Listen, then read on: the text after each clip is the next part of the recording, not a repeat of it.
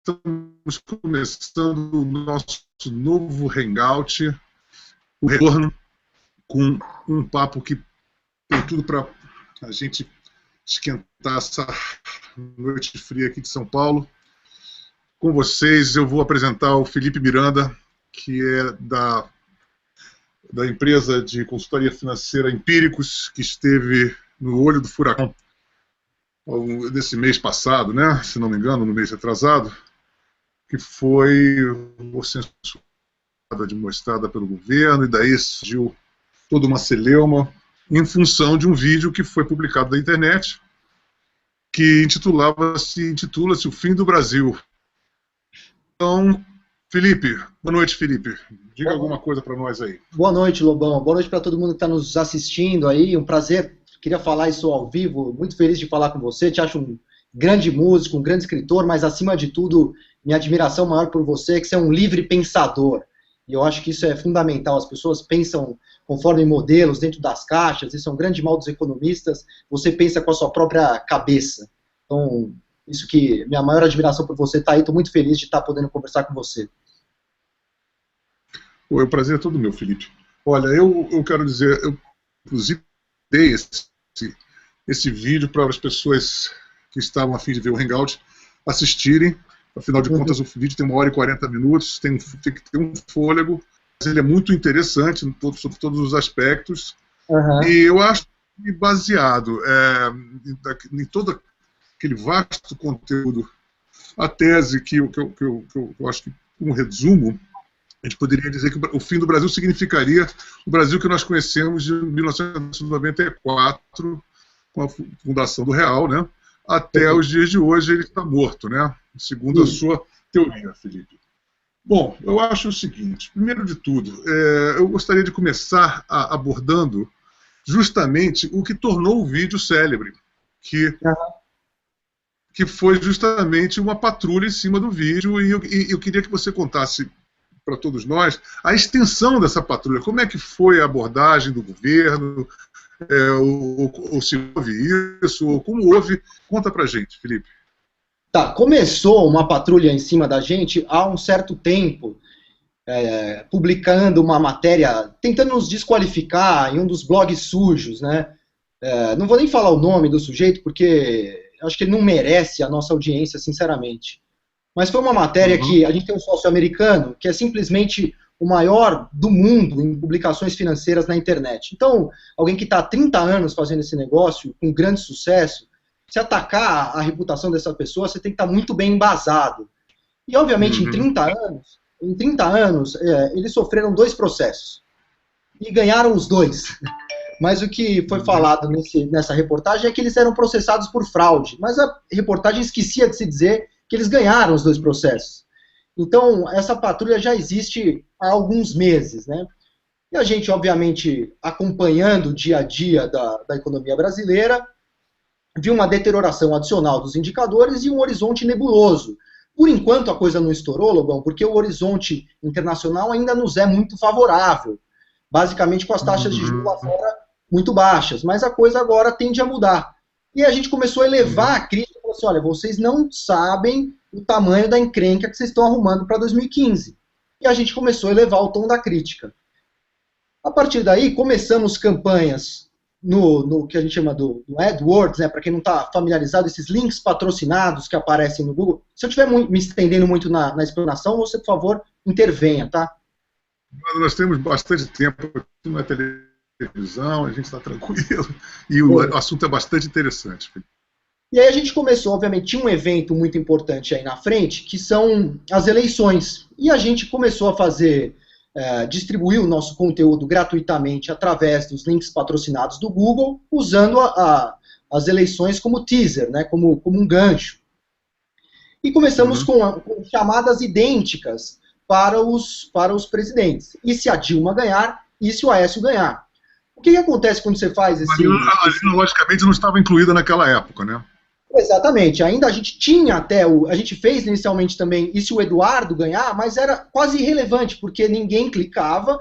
O Google, obviamente, ele só ganha quando se clica, e o Google passou a imprimir menos ads do Eduardo Campos e começou a ficar caro para a gente. A gente eliminou, então, a campanha do Eduardo Campos, e ficou só com Dilma, e se Dilma ganhar, e se o Aécio ganhar.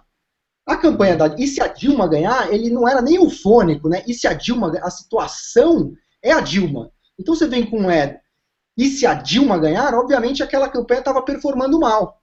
A gente trocou e percebeu que também você não precisava ser um gênio, porque toda vez que a Dilma ela subia nas pesquisas, a bolsa caía e vice-versa, que o mercado ele não gostava da Dilma. Então a gente falou assim, olha, para que o nosso conteúdo, outras pessoas possam entrar em contato com ele, a gente difundir o nosso conteúdo, a gente precisa dar um tom que as pessoas entendem a Dilma, que ela está associada à queda dos ativos brasileiros, à desvalorização dos ativos brasileiros. E, portanto, a gente mudou daí o ad para como se proteger da Dilma, dado que quando a Dilma ganhava espaço nas pesquisas, os ativos brasileiros se desvalorizavam. Isso aqui não é uma opinião minha, isso é uma coisa meramente uma correlação estatística. E aí a gente mudou esse ad para como se proteger da Dilma. E aí começou, primeiro com uma série de ameaças, né? E os blogs sujos também, e os falando que a gente fazia terrorismo eleitoral, que era propaganda paga, o Twitter de pessoas ligadas ao partido nos atacando, falando que ia nos dedurar para o TSE, até que um dia a gente recebeu aqui, começaram a tocar meu telefone desenfreadamente, vários jornalistas me perguntando o que a gente ia fazer, se a gente ia tirar os anúncios do ar, porque o TSE havia concedido uma liminar para a Dilma pedindo para tirar os anúncios. Eu nem sabia, porque eu não fico atualizando o site do TSE. E aí eu falei, olha, se é uma decisão, a gente vai tirar.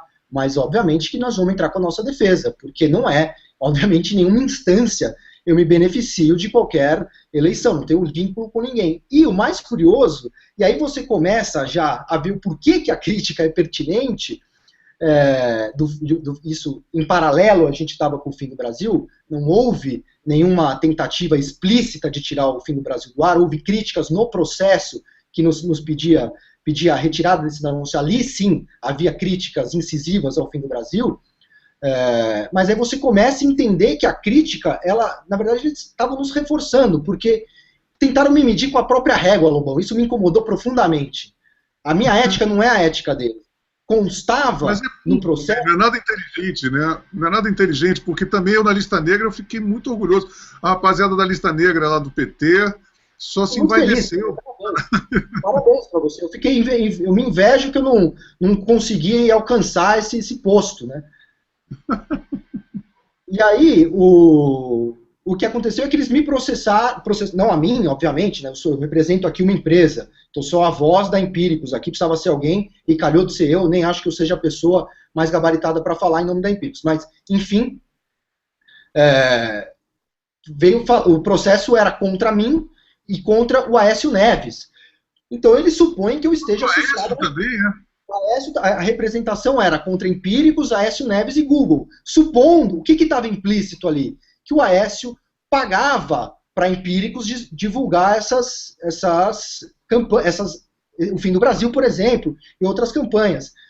Quando, na verdade, eles sequer... É engraçado, Felipe, que eles projetam todas as falcatruas que eles fazem, eles acham que todo mundo faz igual a eles, né? Exatamente, é o que eu afirmei tentaram me medir com a própria régua, sabe? A minha régua é diferente da régua deles, a minha ética é outra.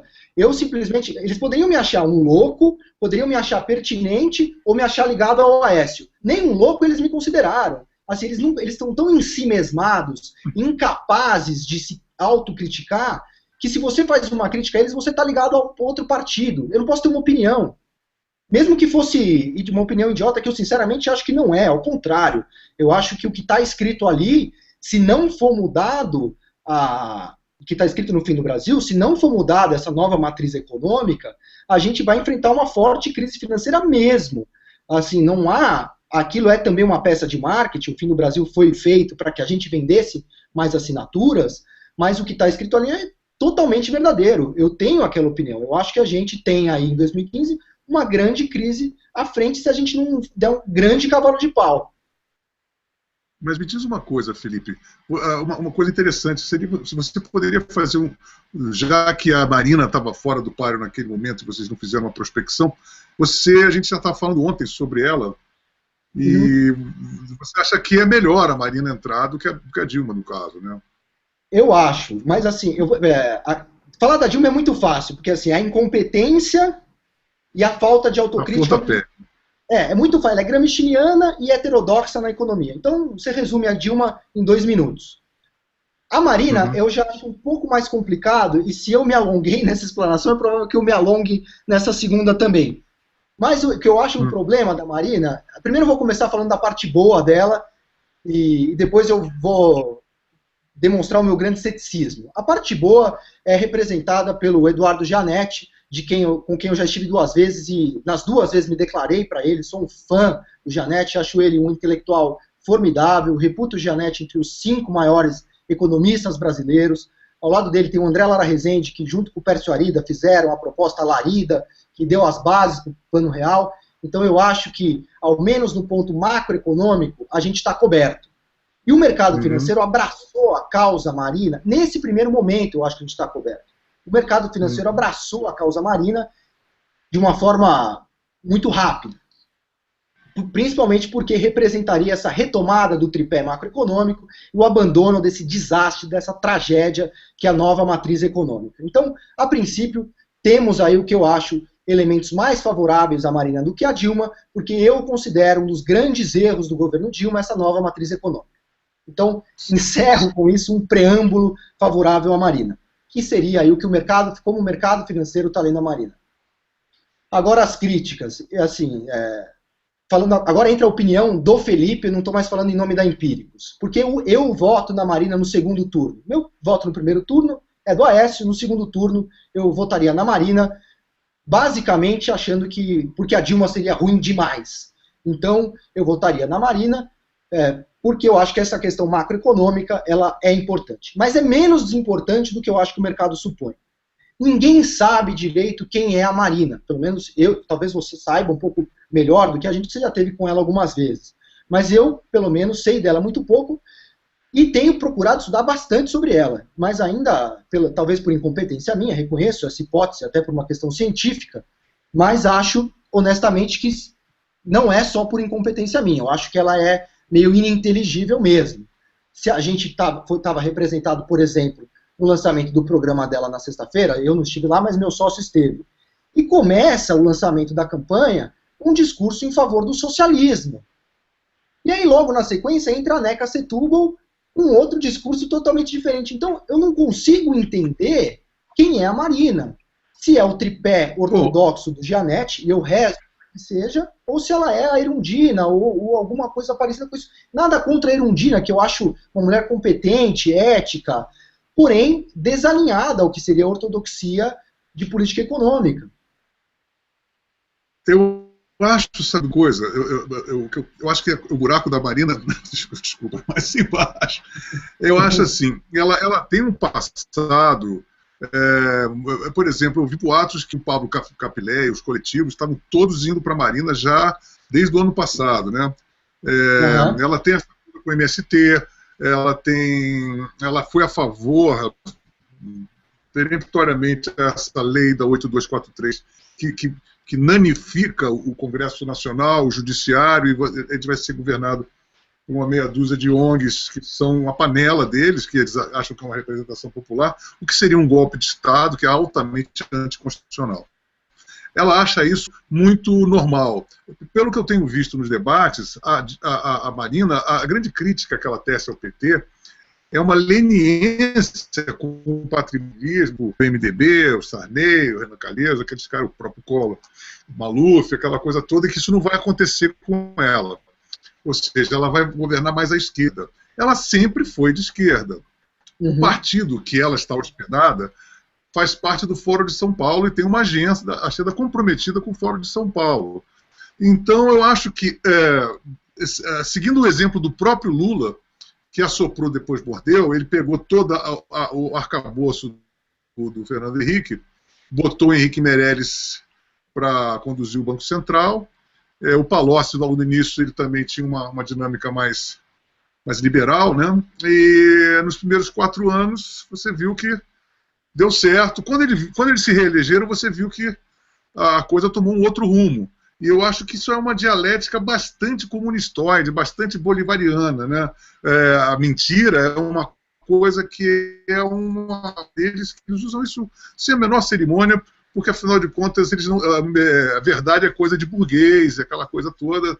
Então é um jogo absolutamente assimétrico. Então eu acho que as pessoas não estão levando em consideração uma coisa que vem anterior à performance econômica dela, que é justamente a questão ideológica, fora, o temperamento dela, que é muito voluntarioso, ela é muito arrogante, não é de graça que ela é uma carreira solo na política, né? Ela não consegue se estabelecer em partido nenhum, nem ao menos admitir que a rede é um partido, dando a retórica de Javânico Gilberto Gílica, a sonhática, essas coisas cafonérrimas que as pessoas acabam comprando, né? Essa coisa clorofilacrocia,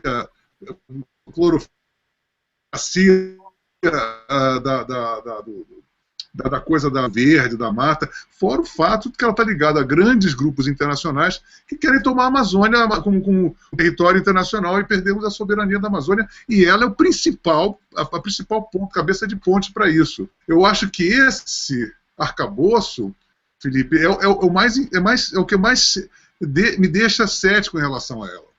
Não, mas eu só assim, que fique claro também, eu passo longe de ser um fã da Marina. Eu só digo que eu vou votar nela em detrimento a Dilma por uma questão que eu acho assim, essa nova matriz econômica vai levar a gente pro buraco big time, assim. Então é um negócio que...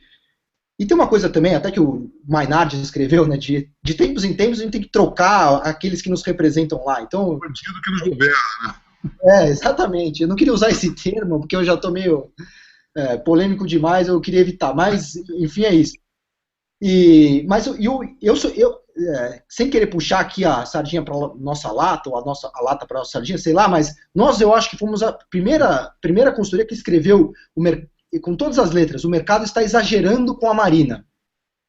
Por quê? E esse texto foi até uma ideia minha, embora não tenha saído no meu nome, porque eu acho... A demagogia dela me irrita de uma forma absurda. E o caso mais emblemático, eu acho que é do setor elétrico. Por exemplo, hoje você tem, obviamente, um déficit de oferta de energia no Brasil. E essa grande medida, esse déficit de energia, se deve a uma opção feita anos atrás por se fazer usinas hidrelétricas geradoras a partir do fio d'água. Você faz...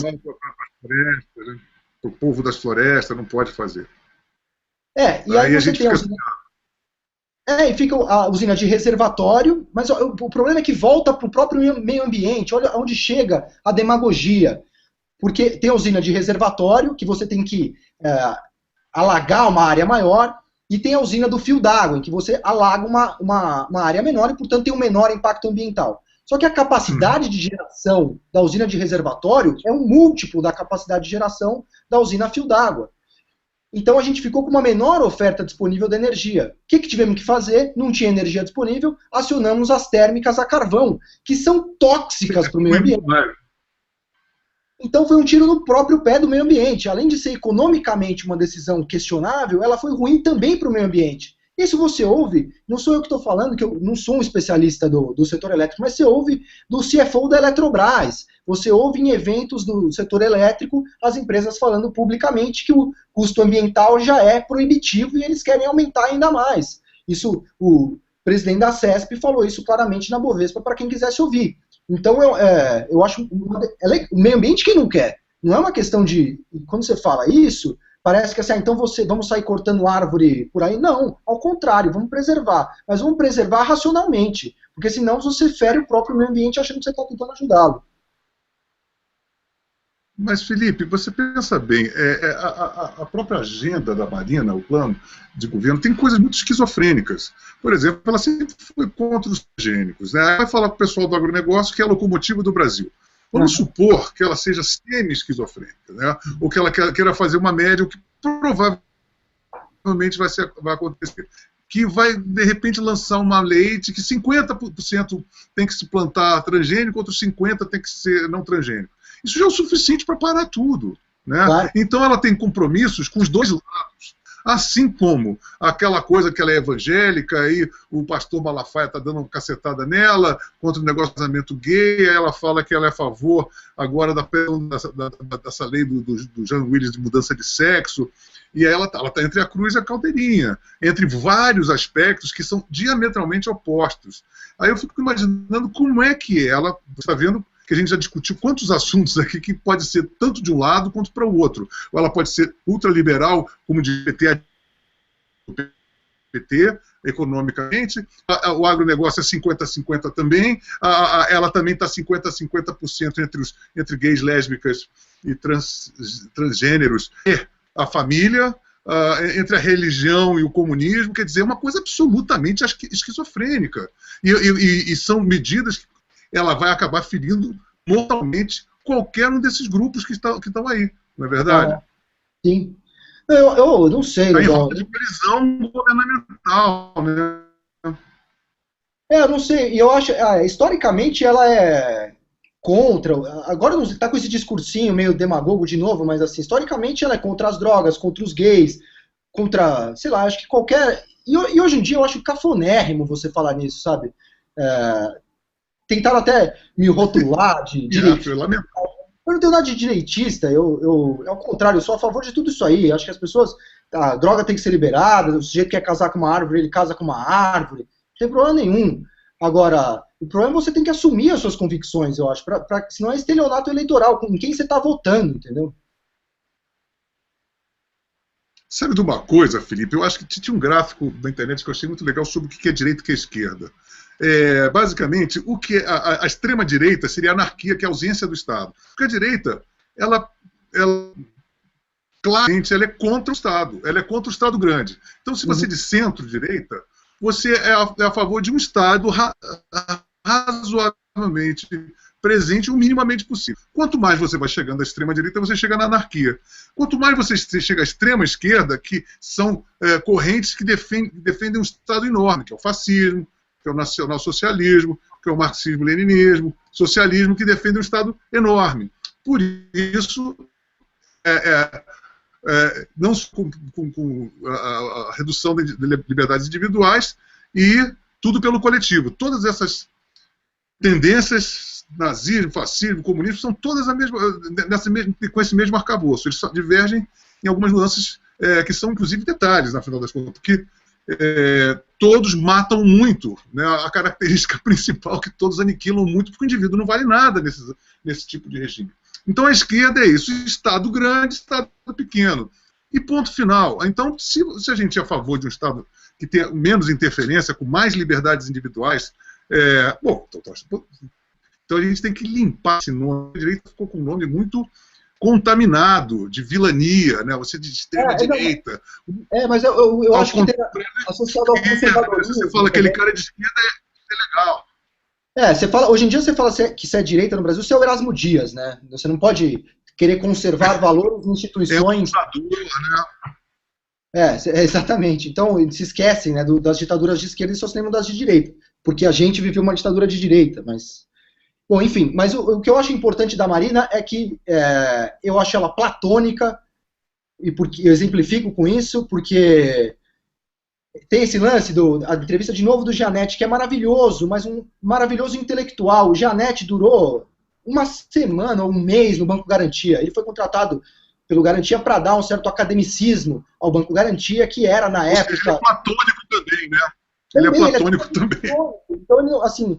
eu acho ele genial, mas como economista do campo das ideias. Então, quando vai sentar o bumbum na cadeira, o jogo muda, né? E a maior demonstração de platonismo do Gianetti, eu acho que foi quando ele disse na entrevista à Folha que vamos governar com o apoio do Lula e do Fernando Henrique. Falta combinar com eles, né? Porque vocês não apoiam ninguém. Eu não te apoio, Lobão, mas eu gostaria muito que você me apoiasse. Não é nem ético eu te pedir um apoio, sendo que eu não te apoio. A Marina preza pela neutralidade. E mais uma vez é uma localização esquizofrênica no discurso da Marina. Ela bate no PSDB, ela bate no PT, diz que ela vai ser o novo, mas quer estar do lado do Fernando Henrique, quer estar do lado do Lula. Ela tem 30 anos de PT, ela tem um DNA do PT. Então é uma coisa que eu acho muito pouco provável que a gente não vá ter o 6 por meia dúzia, porque talvez até pior, porque ela parece que ele, por exemplo, ela não é um poste, a Dilma é um poste, mas a Marina, ela é a líder, né? Ela que vai deliberar as coisas. Então, eu acho que tem muito mais voz de comando, realmente, um universo todo pessoal para poder botar em prática, do que a Dilma, que é um pato rouco, né? Aquela pessoa que não é um pau mandado e, apesar de ter lá suas convicções, ela, além de ser absolutamente inapta, né? Uma pessoa ineficaz e uma das pessoas mais mal articuladas que eu já vi para falar, né? Eu acho que ela deve agir do jeito que ela fala, né? É uma tragédia, né? Eu acho que é por isso que eu acho que eu ainda voto na Marina, mas simplesmente por isso, assim, é o benefício da dúvida. Até fiz uma piada num dos textos que eu escrevi recentemente para os nossos assinantes aqui, que foi o seguinte: o mercado financeiro, ele sempre, a incerteza, ela implica desconto, ou seja, uma ação é mais barata que outra se ela é mais incerta. Essa, para usar a frase do Lula, é a primeira vez na história desse país que a incerteza, ela não é descontada, ela é premiada. Uma ação, ela fica mais cara do que a outra porque ela é mais incerta, porque a certeza é tão ruim, a Dilma é tão ruim, que você está topando pagar mais caro pelo incerto. Eu acho que o benefício da dúvida da Marina, dado que a certeza é o trágico, está valendo a pena. Mas também, assim, que deixo claro, eu tô 60-40 para o nulo na Marina no segundo turno. Eu acho que quanto mais ela vai se desempenhando, quanto mais eu ouço ela falar, mais eu sinto que é uma roubada com todas as letras maiúsculas. Mas você vai anular, também, então? Vamos entrar no aspecto do PSDB, que mais uma vez está com uma campanha pouco incisiva, no meu entender. Apesar de eu estar achando que o Aécio está saindo muito bem nos debates, ele é muito experiente, muito loquaz, bem articulado. Mas o que você acha da campanha do PSDB, Felipe? Eu não sou especialista político, né, Lobão? Assim, para eu falar, eu me sinto de certa forma desconfortável, mas vou ter aqui impressões pessoais. Como eleitor, sabe? Como eleitor, né? Como eleitor, eu acho que, na verdade, sem querer, você matou a charada lá no começo. É uma desonestidade, é assimétrica essa briga. De um lado, você tem a Dilma disposta a mentir e falar qualquer coisa que tudo bem. De um outro lado, você tem uma pessoa totalmente demagógica dizendo que vai propor a nova política. E de outro, você está tentando... Nada, que tá propondo... ela não tem agenda. Exato. E aí tem um terceiro cara que está tentando falar a verdade. Quem vai perder? Vai perder o cara que vai falar a verdade. O cara que chega para a população e fala: olha, a gente vai precisar fazer um ajuste em 2015. E é um ajuste necessário para você crescer mais em 2016. Aí já fala que o Armínio Fraga, isso vira, Armínio Fraga fará arroxo salarial em 2015. Então eu acho que é uma briga desonesta. O Aécio não está disposto a entrar na ética das outras duas. E eu acho que, e aquela coisa, até que ponto você está disposto a sacrificar a sua ética em prol da eleição? Eu acho que o Aécio não está. E eu não posso criticá-lo por isso, entendeu? É porque é um jogo muito sujo que está rolando, né? Está rolando um jogo sujíssimo. E tem, além de tudo, que ele é pouco conhecido, tem a questão também, eu já conversei com 5 feminazes que dizem que não vão votar no Aécio, porque ele é um canalha. No Brasil, hoje em dia, se você fala que uma mulher é bonita, você é chauvinista, né? Você não pode ter uma noção de que você tem uma mulher bonita porque você é machista. Estamos vivendo uma mocreiocracia. Está vivendo uma mocreiocracia, cara. Só tem mocreia no poder. Eu acho que isso é o pior mal que o Brasil está vivendo. Exatamente. Isso é, né? E no caso então, do Aécio... O Aécio, as mocreias estão contra ele, daí fica difícil virar o jogo.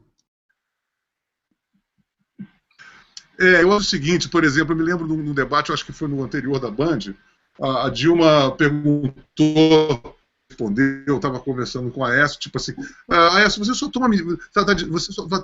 vai tomar medidas impopulares. Mas quando que medidas populares, tomar medida popular é a coisa mais fácil do mundo. Né? Você fazendo política, você tem que, às vezes você tem que fazer, por isso que nós não temos saneamento básico, porque não é uma medida muito popular, nem vê esgoto.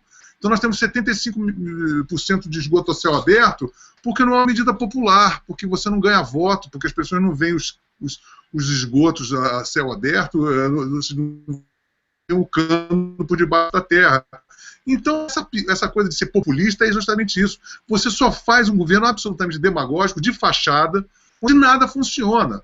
Né? Inclusive, o que vai tomar uma medida impopular, porque fatalmente, por exemplo, uma coisa que eu vou te perguntar na próxima pergunta, que provavelmente as medidas terão que ser feitas para estancar a crise econômica devem ter uns remédios bem amargos, não é verdade?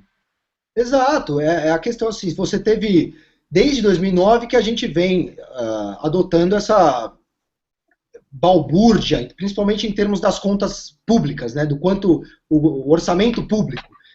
E, obviamente, isso vem cobrar a conta. Você consegue, durante algum tempo, empurrando a sujeira para baixo do tapete. Agora, uma hora aquilo lá fica insuportável. E é exatamente o momento que a gente está vivendo. O grande problema é que, assim, se vier... Por que a Dilma, eu acho que não pode entrar de nenhum jeito? Que a Dilma entre em 2015, ela vai dobrar a mão.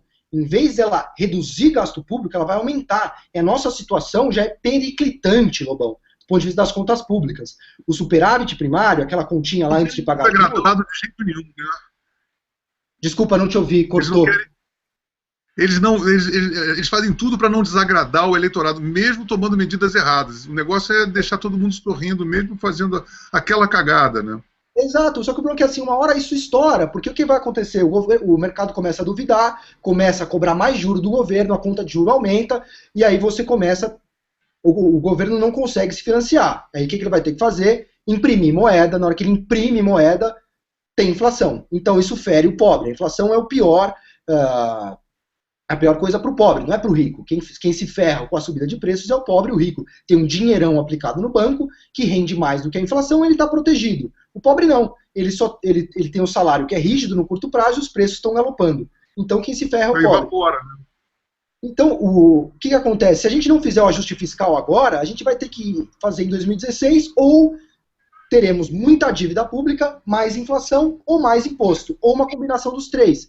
Então, quando você fala em um remédio amargo agora, é para você evitar ter um câncer em 2016. Ninguém quer fazer ajuste fiscal. Todo mundo gostaria, todo governo tem esse viés inflacionário, de gastar mais. O problema é que se você gastar mais em 2015, você vai ter um problema gigantesco para 2016. Então, quando se fala nesse 2015 difícil, é para que 2016 seja bom. Senão ele vai ser péssimo, ele não vai ser difícil, ele vai ser trágico. E agora, por que eu acho que para quem entrar, se for Dilma é uma tragédia. Agora, anyway, 2015 é difícil. Porque a gente entra tendo que fazer um ajuste das contas públicas, ou seja, retirar gasto público. Isso enfraquece a economia num primeiro momento. Você tira um componente da demanda agregada. Depois, você tem 2 pontos da inflação que está escondida. Como eles não soltam gasolina, energia elétrica, nem o câmbio, a inflação real está beirando 9%. Mas isso, ela é maquiada. Você tem uma inflação de 9%. Você não vai poder, com a inflação de 9%, você não pode reduzir taxa de juro. Então, o juro vai estar alto e você vai estar tirando o gasto público. É um cenário, ou seja, as políticas fiscal e monetária jogam contra a economia. Além disso, o Fed, o Banco Central Americano, deve começar a subir taxa de juro. Subindo taxa de juro, o capital tende a migrar do mercado emergente para o mercado americano. Aumenta a demanda por dólar no momento em que a nossa relação com o resto do mundo está fragilizada. O déficit em transações correntes ele é maior do que o investimento estrangeiro direto, ou seja, a gente está dependente de capitais de curto prazo. A gente depende desse capital especulativo que eles tanto criticam, mas é ele que está nos salvando. 2015, com a subida de taxa de juros, esse capital especulativo tende a migrar lá para fora. E aí você vai ter o déficit em conta corrente, aí do balanço de pagamentos aumentando e com risco de faltar dólar aqui, dólar é para cima, mais inflação de novo. Então, é um cenário bastante complicado, que se você não começar a fazer um ajuste muito vigoroso agora, pode se preparar aí, porque é o fim do Brasil em 2015. Pois é, agora eu quero saber quem é que vai ter, culhão, para tomar essas medidas. A Dilma provavelmente não terá. A Marina... Tá tudo bem. E a Marina, eu acredito também que não, sabe? Sinceramente, eu acho que a personalidade dela vai se sobrepujar a qualquer tipo de agenda ou qualquer tipo de bom senso que ela possa ter naquela equipe dela. Eu acho que o Aécio seria a única possibilidade. Na minha verdade, a minha única possibilidade de sair de casa para votar vai ser no Aécio. Se vocês forem para o segundo turno, eu me recuso, inclusive, a sair de casa, porque eu acho uma síntese botar minha bunda na minha cadeira para votar, porque eu acho que, para mim, é beleléu total. Uhum. Então, cara, eu acho, sim, eu acho que o PSDB já conseguiu sanar essa década já em crise, né? Mas eu não acredito, não vejo a Marina, não tem nem, eu não acredito que ninguém ela tem essa visão, né? Agora, ela vai ter que jogar para a torcida dela, porque ela tem o SBC, tem o Itaú, tem uma série de bancos, o capital internacional está tudo investindo nela, mas aí também tem a coisa da Amazônia, quer dizer, é uma situação muito delicada da Marina. Eu acho que ela vai ser bem pior, inclusive, no campo. Não, eu respeito sua opinião, mas eu tenho uma pequena esperança. Eu acho assim, com a Marina a gente tem uma chance ainda. Não acho que necessariamente vai vingar, tanto que eu não vou votar nela no primeiro turno, meu voto é do Aécio. E o meu voto no segundo turno é um voto contra a Dilma, nem é um voto na Marina. Mas eu acho que tem uma chance da Marina, que é o seguinte, eu acho que no começo ela vem tentando resgatar o tal do tripé. Ela vem tentando fazer esse ajuste. Se a condição internacional começar bem e a gente começar a se recuperar, meio volta a confiança e aí lá na vevá, vambora. Então eu acho que tem uma chance, ainda que já que não tem chance nenhuma, entre o 0 e o 15%, ainda estou pegando 15%, entendeu? Mas não que eu acho também que 15%, vamos combinar que ainda está longe de ser razoável, né? Mas é o que temos, né? O Aécio não vingou.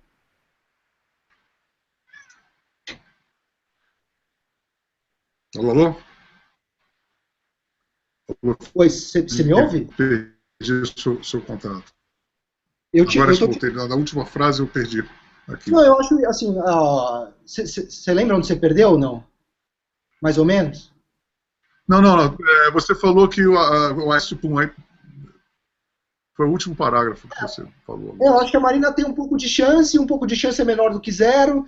Então, já que o Aécio não vingou mesmo, pelo menos acho que no segundo turno eu acho melhor do que a gente enveredar aí por uma coisa gramsciana, porque mais 4 anos, Lobão, eu acho que essas instituições democráticas e essa despejo de dinheiro público nesses sites, em outros veículos, eventualmente, vai fazer com que as condições políticas também elas recrudesçam muito. A economia já foi destruída. Agora eu acho que o segundo passo é a política também se recrudescer ainda mais, que a tentativa já começou, né? Esses blogs sujos são uma coisa vergonhosa, né? Eu fico pensando, a gente foi acusado de fazer propaganda eleitoral por falar o óbvio. O outro sujeito publica uma reportagem elogiosa ao partido e atrás dele tem um patrocínio da Caixa Econômica Federal e aí não é propaganda. Então isso todos é uma coisa vergonhosa. Desses sites é Caixa Econômica do Brasil, BNDES, aquela coisa toda. Mas como que você pode criticar? Ou a bolsa da Lei Rouanet. Mas como é que alguém dá audiência para isso? Isso que eu fico impressionado, porque assim, para eu te atacar, eu tenho que estar ilibado, entendeu? É uma vigarice sem tamanho isso, você acusar alguém e defender um partido que está te pagando para falar aquilo. Essa pessoa, ela tinha que ter vergonha de se olhar no espelho, Lobão. É óbvio. Assim como o cara da Lei Rouanet, um artista, recebe uma grana para fazer turnê, é um cala-boca. Então esse cara não tem credibilidade nem para falar de nada. Aí você vai num blog, num programa de televisão, Caixa Econômica, o cara vai te dar uma notícia, essa notícia já está comprometida na raiz. Obviamente, se o cara vai fazer patrocínio pela Caixa Econômica Federal, o cara não vai chegar, já está sob suspeita e automaticamente ele não pode dar pitaco, porque ele é patrocinado pelo governo federal. E evidentemente, se começar a puxar o saco, como puxa o tempo todo, e como vão para cima dos antagonistas, dos adversários, querendo eliminar, inclusive moralmente, né, atacar a honra dos adversários, jamais com argumentações razoáveis, é um quadro, praticamente, você tem uma fascista atrás de você. Sim, exatamente. Aliás, aqui é uma coisa até... no nosso processo, uma coisa que ilustra a incompetência da coligação Dilma e a inteligência desse pessoal, dessa turma. Eles falavam duas coisas bastante curiosas, além daquela que a gente estaria associado ao Aécio, que obviamente a nossa defesa adorou, porque a gente conseguiu desqualificar com 2 minutos, né? A segunda era que a gente tinha gastado milhões, uma fortuna, o termo que eles usavam era uma fortuna, em campanhas no Google para derrubar a Dilma. A gente mostrou para eles a boleta que a gente pagou para o Google, e a fortuna que a gente pagou nessa campanha foi de R$ 7.500. Então, esse é o nível que o pessoal chega. Então, a gente gasta R$ 200 mil no Google, R$ 7.500 foi nessa campanha, e a gente está gastando uma fortuna. E o terceiro ponto é que acusações ad hominem, porque a gente sofreu no passado um processo da APIMEC. A APIMEC é quem regula a atividade de analistas, né?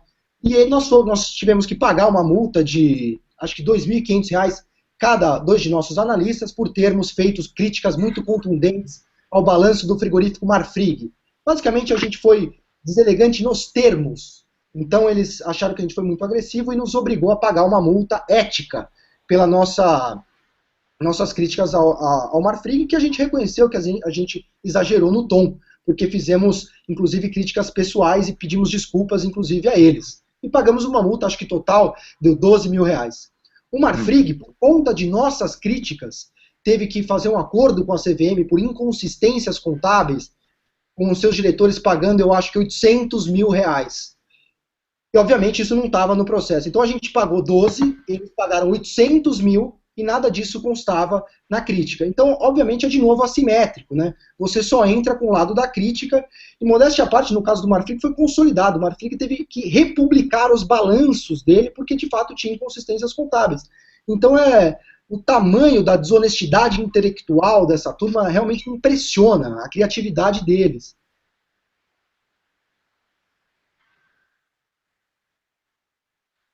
Eu acho o seguinte, uma outra coisa que eu percebo, eu acho que a gente nunca, na história desse país antes, a gente viveu num clima de tanta tensão, de ódio entre pessoas e admoestações, xingamentos, ódios mortais, cenas das mais feias possíveis, pessoas desejando a morte das outras pessoas, tomara que morra de câncer, devendo dar um tiro na boca. Eu acho que isso nunca, em época alguma, aconteceu. Instaurou-se um terror coletivo. Você não precisa mais de ter uma censura federal. Você tem todos esses núcleos fazendo censura. E geralmente não tem conversa, não tem perhaps. E eu acho que isso é um clima inédito. Eu acho que nunca, nem na ditadura militar, a gente viveu um estado tão policialesco como nós estamos vivendo agora, né?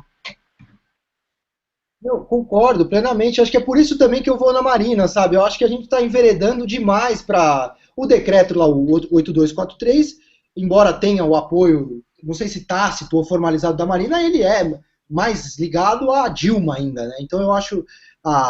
Não, se a Marina entrar, esse acordo vai vingar, e eu já sei quais são as pessoas que vão assumir. Então assim, é péssimo também. Não, e outra coisa, Felipe, o que mais me assusta é essa prostração do Congresso Nacional, que já teria que ser peremptório, porque é um tiro no próprio pé. Se eles não votam, se eles não vetam isso, eles vão virar figuras decorativas, eles e o judiciário, né? Por exemplo, você pensa bem, com a proximidade que a Marina tem do MST, do MTST, de todos esses movimentos. O que vai acontecer no projeto dessa lei? Se você tem um imóvel, esse imóvel é invadido, você não vai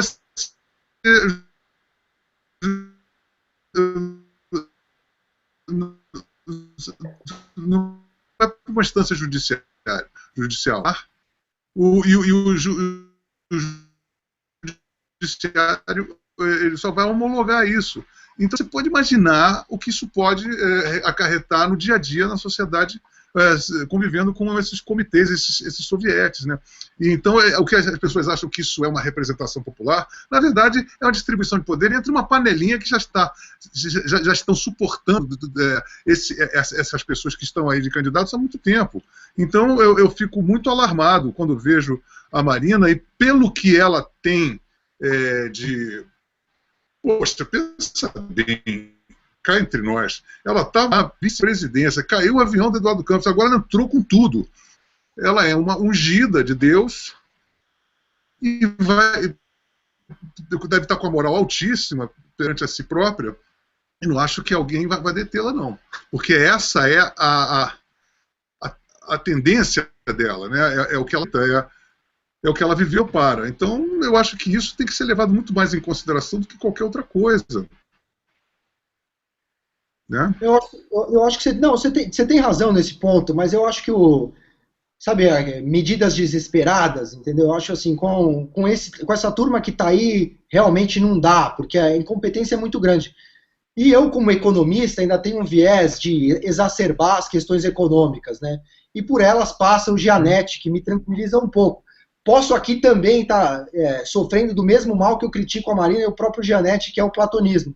Mas eu acho que o Gianetti funciona para mim, e talvez do alto da ingenuidade dos economistas, que sabem muito pouco de política, né?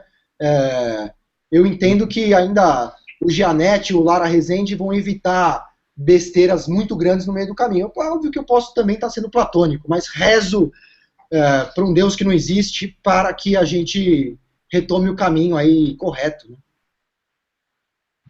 Olha, eu vou te dizer uma coisa, Felipe. Eu torço, mas eu torço do fundo do meu coração que eu esteja completamente enganado, que daqui a um ano a gente já vai estar já vai dar para ver qual é o DNA do próximo governo, né? Uhum, e se caso a Marina ganhar, eu ficarei muito feliz de fazer aqui um hangout nesse dia 31, não, dia 1º de setembro, né? Tipo assim, olha, realmente eu errei, graças a Deus eu errei, porque se vier o que está acontecendo, o que eu acho que a tendência vai acontecer, é um panorama tétrico. Tanto a Marina, a Dilma já está tétrico, né? E tomara que eu esteja completamente equivocado. Eu acho que é uma mínima chance de você estar equivocado. Porque com a Dilma você estaria certíssimo, com 100% de certeza. Com a Marina, sei lá, eu acho que você está 95% de chance de você estar certo. Estou tentando me apegar aí nesse 5%. Onde a vida, a esperança, né? Exatamente. Mas eu, na verdade, eu vou fazer o seguinte, eu vou tentar abraçar a causa do Aécio, muito embora nunca tenha sido PSDB. Eu acho que é um partido de esquerda. Eu acho que o social-democrata é um esparro do comunista. Desde 1917, você vê os mencheviques, foram escorraçados, foram eliminados a tiro, foi a maior massa de... Você vê os dissidentes, os trotskistas. Quer dizer, o cara de esquerda, que não é o comunista do partido, ele é tratado com muito mais crueldade do que o burguês da direita. Você vai perceber, eles foram muito mais eliminados às pencas em toda a história do século XX, muito mais do que qualquer outra raça. E aí o social-democrata aqui no Brasil fazendo novamente, desde a época do Fernando Henrique, quando eles... Aquela cerimônia que ele colocou a faixa de presidente do Lula, todo orgulhoso, porque sabe, eles são patrocinadores da própria derrota. Mas como eu acredito que com todas as falhas que o PSDB possui, são muitas, mas eu ainda acredito na competência do Aécio, alguns quadros são muito bons mesmo dentro do PSDB.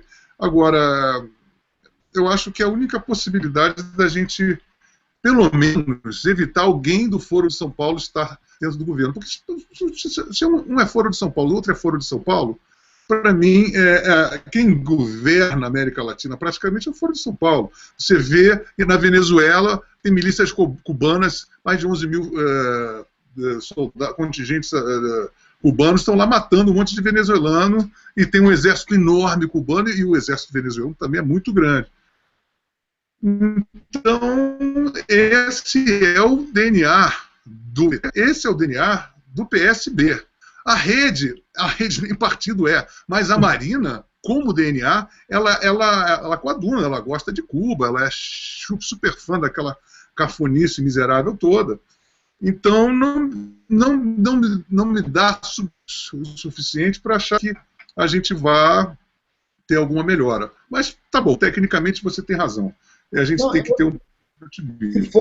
Se for comparar os quadros e a competência, é covardia.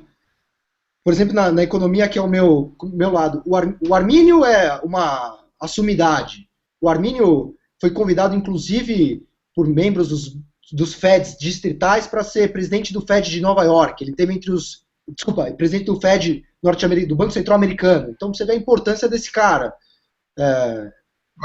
Aí você tem o Samuel...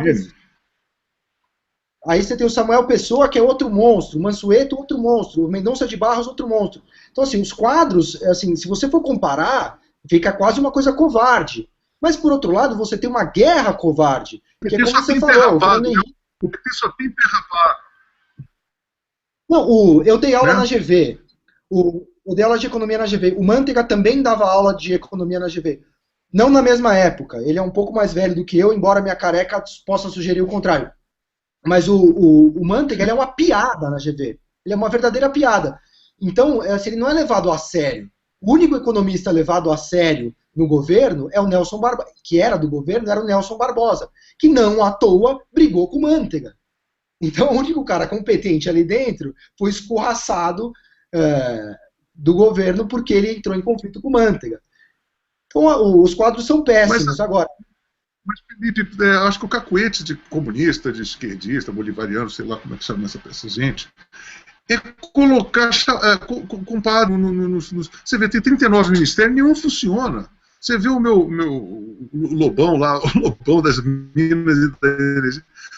Pô, o cara tá lá colocado pelo Sarney, o cara não manja nem numa tomada, ele sabe colocar uma tomada no lugar e tá ali fazendo cagada atrás de cagada, ninguém faz nada. Todos os outros, Ministério da Pesca, o Ministério da Calça Curta, Ministério... Por cada nome de ministério cafona, você vê que é um ministério que é feito para ganhar minutos de televisão. Né? Não tem nenhuma coisa que exale o mínimo de competência. É tudo companheira, ou é comparsa, ou é bandido do outro lado, patrimonialista, ou Arneu, ou é o Maluf. Ainda acham que a gente é... A saudade da ditadura. Tem o Delfim Neto, tem o Paulo Maluf, tem o Collor, Renan Calheiros.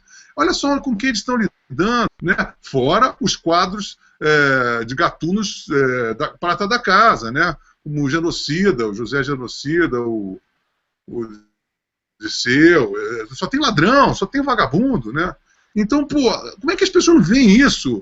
Acham que são mocinhos do bem, que são um monte de bandido, incompetentes, oportunistas, né? Incompetência, desonestidade intelectual. O Manteiga teve a cara de pau de vir na semana passada, a gente teve dados do PIB, obviamente uma recessão, né, 2 trimestres consecutivos de queda da nossa economia, caímos 0,2 no primeiro trimestre, 0,6 no segundo trimestre, e aí isso caracteriza, não há o que se questionar aqui, isso caracteriza uma recessão técnica, isso é a definição de recessão, 2 trimestres consecutivos de queda do PIB. O Manteiga teve a audácia de vir a público dizer não há recessão, porque recessão significa emprego em queda e renda em queda, o que nós não estamos vendo. Desculpa, Manteiga, mas isso não é o que é recessão. Você está tirando onda com a nossa cara. Então isso me incomoda, entendeu? Ele falou assim, na minha opinião, ele disse, na minha opinião, não há recessão, como se a recessão fosse uma opinião, né? Uma opinião, Mas então a opinião dele, ele vai dar na casa dele, né? Como ministro da Fazenda, a gente não precisa da opinião de ninguém, a gente precisa dos dados, né? Então... É como se ele fosse tirar a temperatura de um cadáver e dissesse, na minha opinião, ele está vivo. É exatamente o que acontece. E a própria questão do emprego, tem um monte de questão ali que eles enaltecem, que as pessoas simplesmente pararam de procurar emprego. O Alexandre Schwartzman publicou um artigo há uns meses atrás comprovando esse tema. O problema é que só é desempregado quem está procurando emprego. E porque as pessoas param de procurar emprego, então não tem desemprego. É simplesmente por isso que não deu tempo. Não está na estatística. Os últimos 3 dados de emprego são péssimos. O pior maio desde 92, o pior junho desde 98, o pior julho desde 99. E o emprego está uma maravilha. Então, assim, E a minha crítica só ao Aécio é que parece uma discussão de desculpa, mas as pessoas, infelizmente, não sabem quem é o Armínio Fraga. Não adianta você anunciar o Armínio e achar que isso vai te dar voto, porque não vai. É uma pena, porque assim, eu amo o Armínio, mas assim, eu ouvi um cientista político da GV, num evento nosso, que ele falou uma coisa muito sábia. Ele está falando para os conquistados. Você quer conquistar quem você já conquistou? Aí não adianta. A menina que te ama, você vai mandar rosa para ela, legal, ela vai te amar de novo, mas se você quiser uma nova, aí você precisa mandar flor para nova, né? Não adianta você ficar conversando com os conquistados. E é isso que o Aécio está tentando fazer, falar que os conquistados não ganham eleição, né? Mas não falta um pouco mais de agressividade? Eu sinto, às vezes, que eles tinham que bater com mais incisividade. Ele foi muito combativo, acho que, nesses debates presidenciais, mas eu não tenho assistido a campanha propriamente dita na televisão, porque eu não tenho estômago para isso. Eu vi uma vez, foi bastante. Mas eu acho que está faltando mais de tapa na cara. Isso aqui não vale, né? É tudo Vossa Excelência. Eu acho que falta um pouco, mas tem um pouco de estadismo, eu acho também, sabe? É o que você falou do Fernando Henrique, passando a faixa carinhosamente para o Lula, preparando, pegando empréstimo no FMI e não gastando, deixando para o governo petista gastar com o FMI. Quando teve a questão do mensalão, o Fernando Henrique foi pessoalmente contra o impeachment do Lula. Então, assim, há um estadismo, uma espécie de estadismo, que não tem do outro lado. Então, é o que você matou a charada logo no começo. É uma briga assimétrica, é uma briga desonesta. Você está brigando com alguém que está disposto a mentir e a fazer uma série de outras coisas e você não quer entrar nesse jogo, sabe? Então, não sei. A primeira coisa que o Lula fez foi taxar de herança maldita outro governo e surrupiar o Bolsa Família. Ele, que foi um dos caras que mais foi contra o Plano Real, né? Que vaticinou contra o Plano Real, se afanou de toda a prosperidade que o governo Fernando Henrique fez e começou, e talvez as grandes do PSDB, a demonização que a mídia.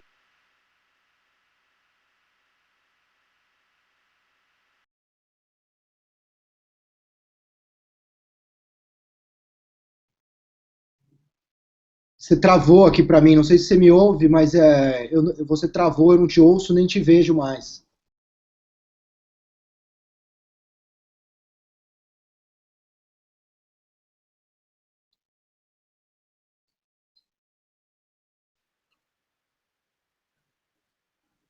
Bem, acho que. Felipe?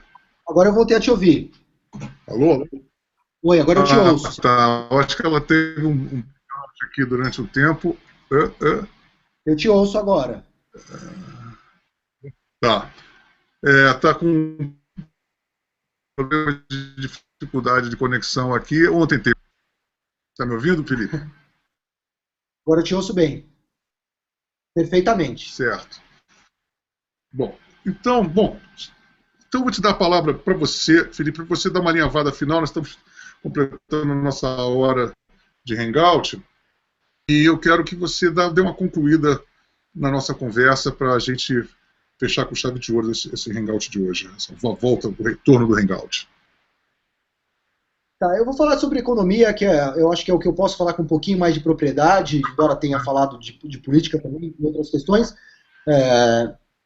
Mas, assim, se eu puder dar um recado para as pessoas que estão nos assistindo, é que 2015 tende a ser um ano difícil para a economia brasileira, por essas questões internas e também porque a farra internacional começa a terminar com uma busca por ativos mais seguros. Então, vocês que têm um patrimônio, que têm uma poupança, sugeriria que vocês estivessem conservadores, que estão pensando em montar um negócio, monta menor primeiro, dá uma sentida, tenha um pouco de dólares no seu portfólio, na sua poupança, compre um pouquinho das verdinhas que nunca fazem mal a ninguém, e que aí eu acho que você vai estar mais preparado, seja lá quem for o próximo presidente, porque o 2015 não será fácil. Então, acho que o meu recado, Lobão, é esse. Se você me permite convidá-lo e convidar também as pessoas para o lançamento do livro sobre o fim do Brasil no dia 23, lá no Conjunto Nacional da Avenida Paulista, eu ficaria honradíssimo com a presença, sei também da sua preciosidade, então, do seu tempo, então fique bastante à vontade. Muito obrigado. Muito obrigado, foi um prazerzaço trocar uma ideia com você, sou fã de verdade do seu trabalho.